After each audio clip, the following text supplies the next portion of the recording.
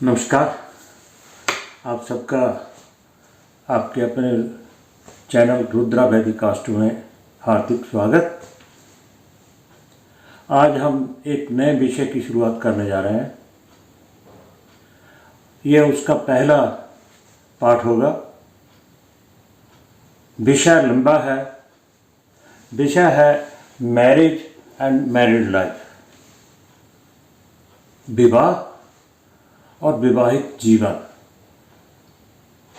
सबसे पहले विवाह की बात करेंगे, फिर आने वाली दिक्कतों की बात करेंगे शादी के बाद।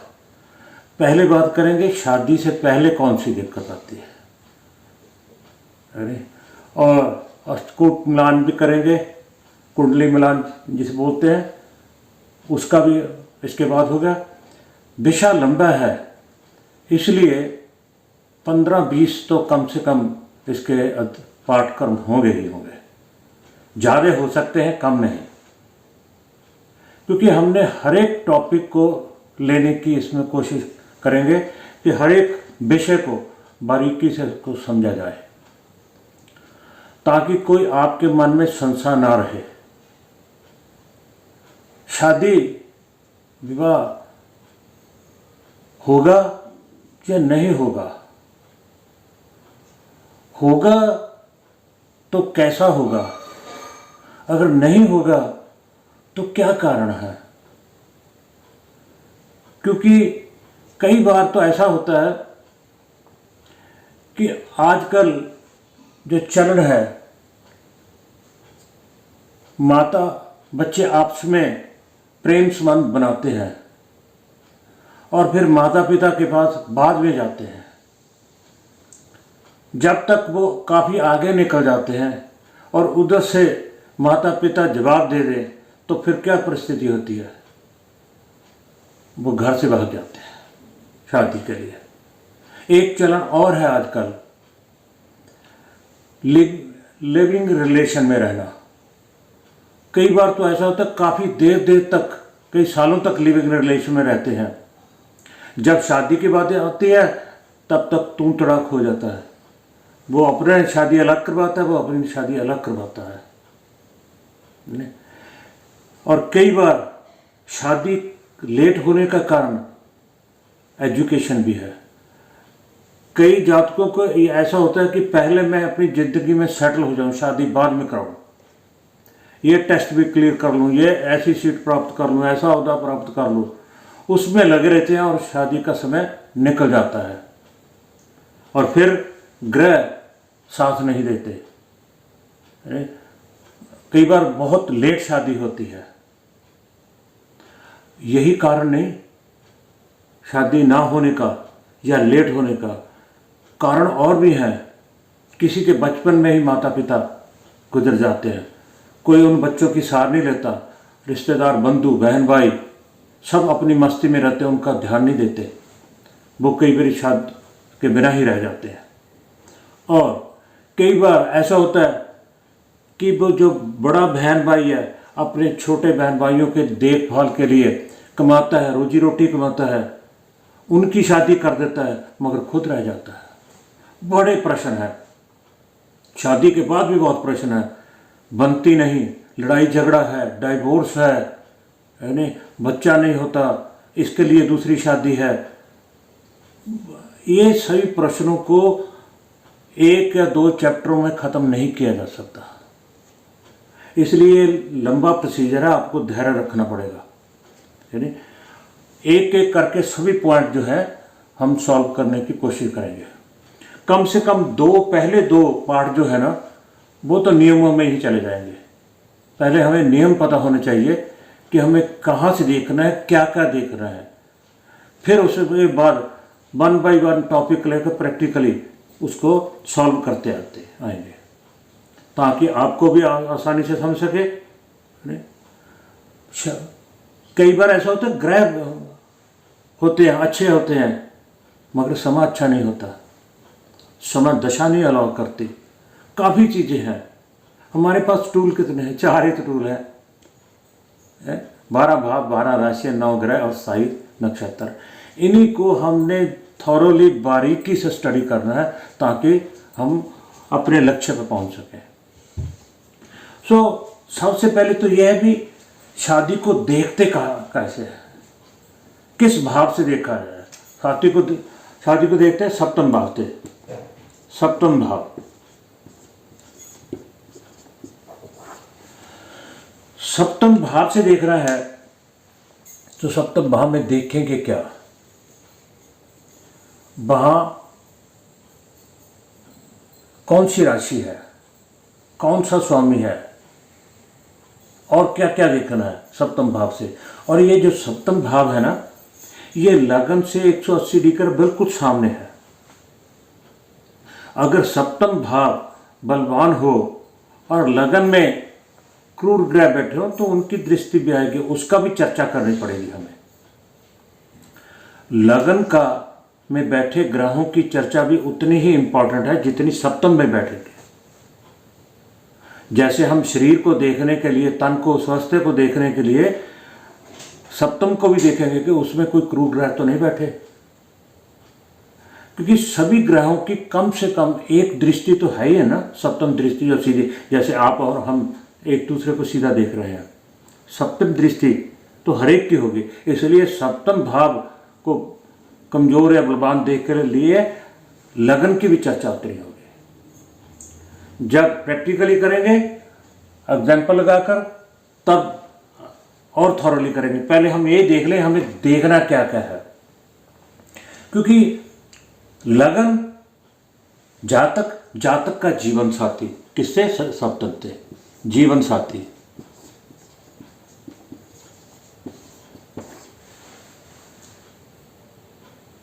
तो सबसे पहले क्या देखेंगे, विवाह राशि है, राशि कौन सी है, राशि कौन सी होनी चाहिए, शुभ ग्रहों की, शुभ ग्रहों की। शुभ ग्रह कौन कौन से है, गुरु और शुक्र। बुध अकेला है, अगर चंद्रमा क्षीण नहीं है मान सकते हैं। तो क्या कौन कौन से हुए, गुरु, शुक्र, बुध और चंद्रमा। इनकी राशियां कौन सी है, गुरु की,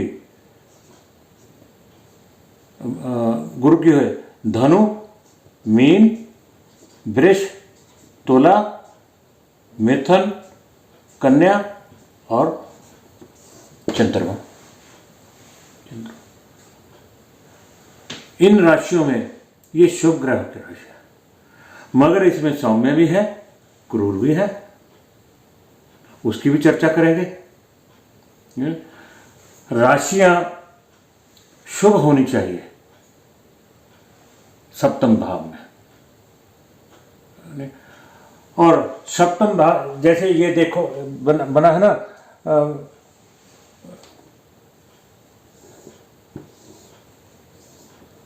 सॉरी, विषम और सम दोनों राशियां हैं, विषम और सम दोनों राशियां हैं, दोनों की ही हम चर्चा करेंगे। सप्तम भाव में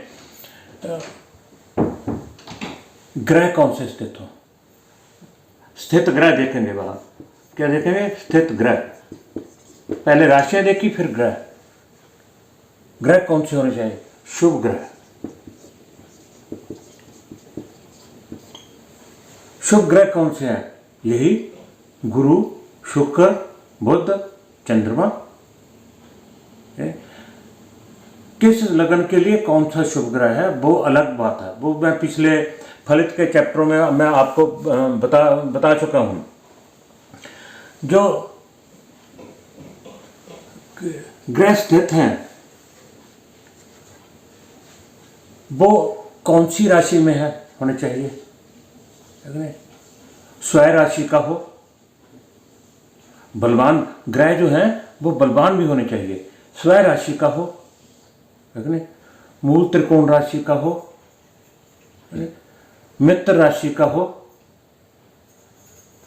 ये हमें देखना होगा। अगर शत्रु राशि, उच्च राशि का भी कह सकते हैं, मगर अगर उच्च राशि का ग्रह होगा, उसमें स्थित होगा, तो वो अपने बल के अनुसार फल भी करेगा। बल के अनुसार फल भी करेगा। अगर वहाँ सूर्य उच्च राशि का बैठा है, मंगल उच्च राशि का बैठा है, कहते हैं, हम कहते हैं ना भाव बलवान हो जाए, भाव की बात कर रहे हैं, सप्तम की बात कर रहे हैं। भाव बलवान कैसे होता है? ग्रह का स्वामी वहाँ बैठा हो। जैसे यह है स्थित ग्रह शुभ हो, शुभ में पहले सबसे पहला भवेश वहाँ पे हो, भावेश, या फिर देख रहा हो, देख रहा हो। हम कहते हैं किसी शुभ ग्रह की दृष्टि हो, शुभ ग्रह बैठा हो, या फिर कोई उच्च ग्रह राशि का होकर बैठा। अगर उच्च राशि का हम कहते हैं तो मंगल भी तो उच्च राशि का होकर बैठ सकता है ना, सूर्य भी तो उच्च राशि का होकर बैठ सकता है, शनि भी उच्च राशि का होकर बैठ सकता है। जैसा ग्रह बैठेगा फिर फल भी वैसा ही देगा। अगर सूर्य वहाँ उच्च राशि का होकर बैठा है तो नेचुरली है कि आपका इस जातक का जो स्पाउस है वो डोमिनेट करेगा, स्वभाव भी उसका सूर्य की तरह ही होगा। मंगल है तो वो भी अपनी चलाएगा। अगर गुरु है तो सारी जिंदगी के सुख भी प्राप्त होंगे। शुक्र है उच्च राशि का होकर बैठा है तो कामनाएं बहुत अच्छी बढ़ जाएंगी, है ना। तो ये भी देखना होगा भी अगर उच्च राशि का है तो कौन सा है, तो आपको उसके स्वभाव के बारे में बताना होगा कि आपका स्वभाव ऐसा है, सूर्य है, मंगल है, शुक्र है, तो उसके अकॉर्डिंग वो भी आपको बताना होगा। तो उसके अलावा और क्या होना चाहिए? जब शुभ कर्तरी में हो, शुभ कर्तरी में, शुभ कर्तरी में हो,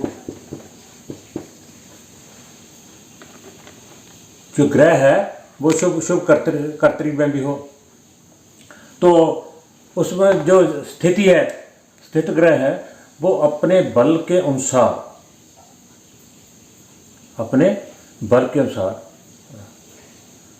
अब उस भाव में जो बैठा ग्रह है, उसका जो भावेश है उसकी स्थिति भी देखनी है, उसकी स्थिति भी देखना। भावेश,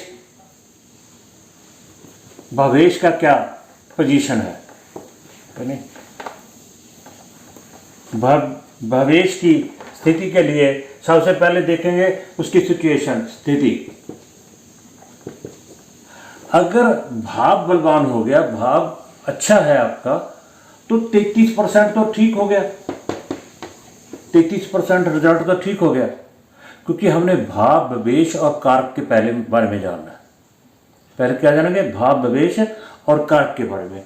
स्थिति भवेश की कहाँ हो? केंद्र त्रिकोण में हो, केंद्र या त्रिकोण में हो। केंद्र त्रिकोण के कम क्या है? 3 और 11 में हो, तीसरे भाव में हो या 11वें भाव में हो। उसके बाद उससे कम क्या है? उससे कम है दूसरा भाव। दूसरे भाव के बाद क्या आता है? 6, 8, 12, 6, 8, 12 कम से कम यहां नहीं होनी चाहिए। अगर यहां होती है तो खतरे की घंटी आपके मन में पहले बज जानी चाहिए, और उस ग्रह के अकॉर्डिंग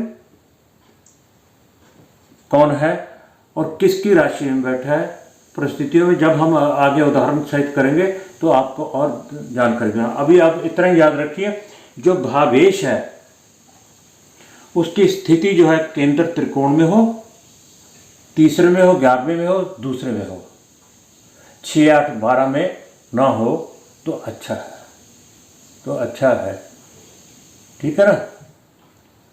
तो इसके बाद उसके ऊपर दृष्टि किसकी हो? दृष्टि शुभ ग्रह की हो, शुभ ग्रह की दृष्टि हो। युति किसके साथ हो? युति शुभ ग्रहों के साथ, शुभ ग्रह के साथ युति हो, है नहीं, और शुभ कर्तरी में हो, शुभ कर्तरी में।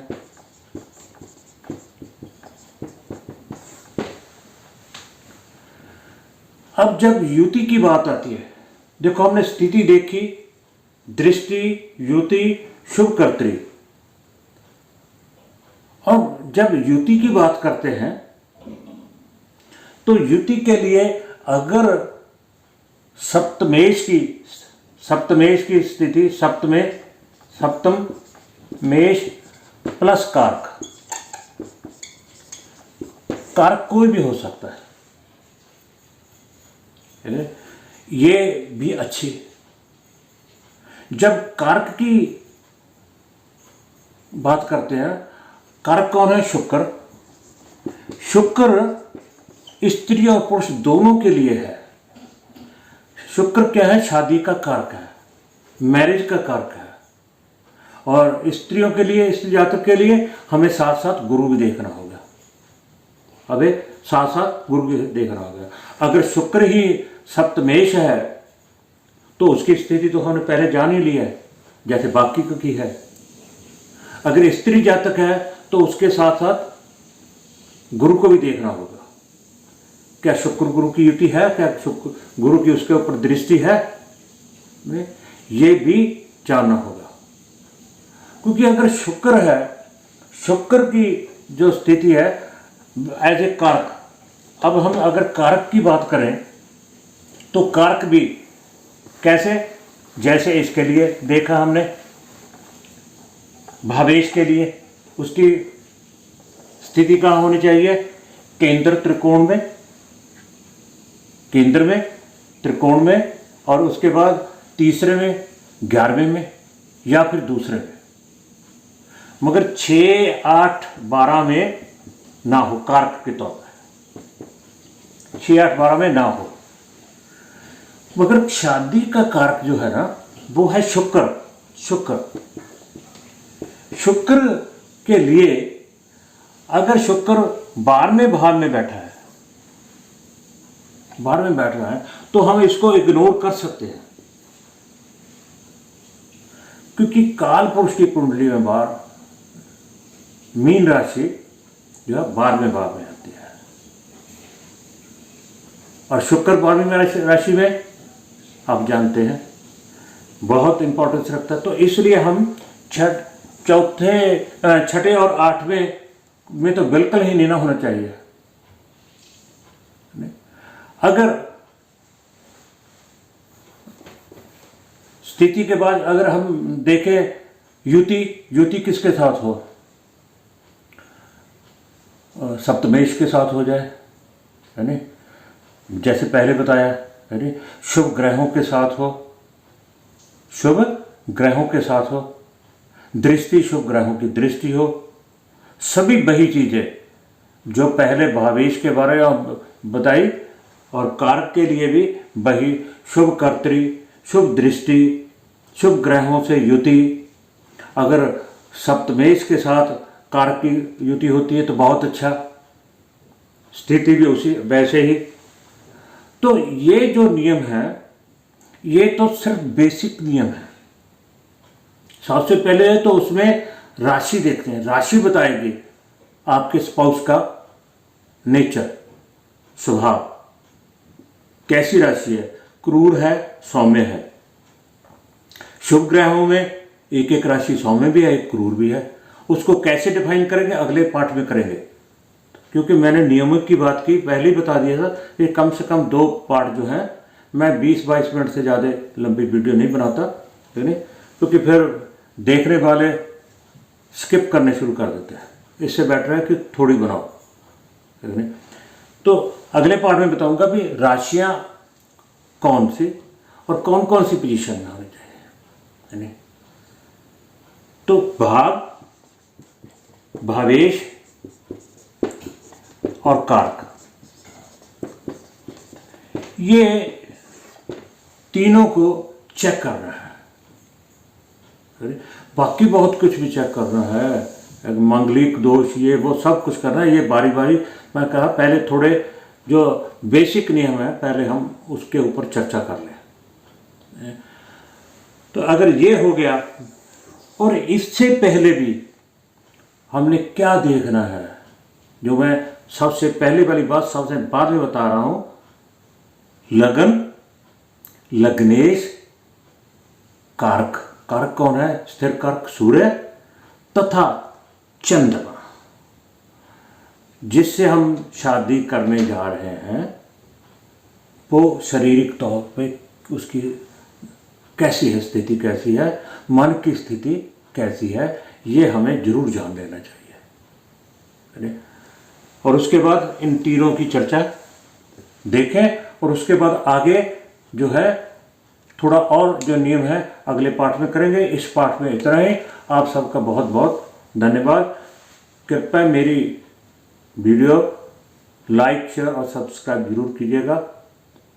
आप अगर क्रम से पढ़ते रहेंगे, आपको मेरा दावा है कि आप निश्चय ही आनंद उठाएंगे।